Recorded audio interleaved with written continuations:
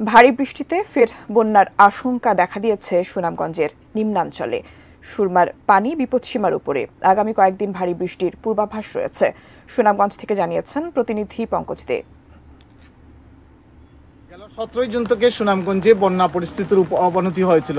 পাহাড়ি জল, ভারী বৃষ্টিপাতে ওই দিন থেকেই আসলে সুনামগঞ্জের নিম্নাঞ্চল বন্যা কবলিত হয়েছিল এবং হাজার হাজার মানুষ পানিবন্দী হয়ে পড়েছিলেন। আশ্রয়কেন্দ্র খোলা হয়েছিল, বেশ কয়েকদিন আশ্রয়কেন্দ্রে ছিলেন বন্যার্তরা। আশ্রয়কেন্দ্র থেকে ফিরতে না ফিরতেই আবার বন্যার শঙ্কা দেখা দিয়েছে সুনামগঞ্জে।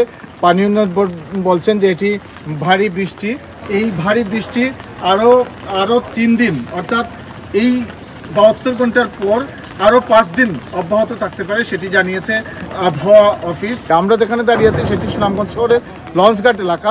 এখানে দেখতে পাচ্ছেন যে এখানকার আশপাশে পানি বেড়েছে। এখানে সুরমা নদীর এই পয়েন্টে পানি বিপদসীমার 3 সেন্টিমিটার উপর দিয়ে প্রবাহিত হচ্ছিল। পানি উন্নয়ন বোর্ডের নির্বাহী প্রকৌশলী সকালে যেটি জানিয়েছেন যে পানি বৃদ্ধি অব্যাহত আছে, তবে এটি স্বল্পমেয়াদী বন্যা হতে পারে।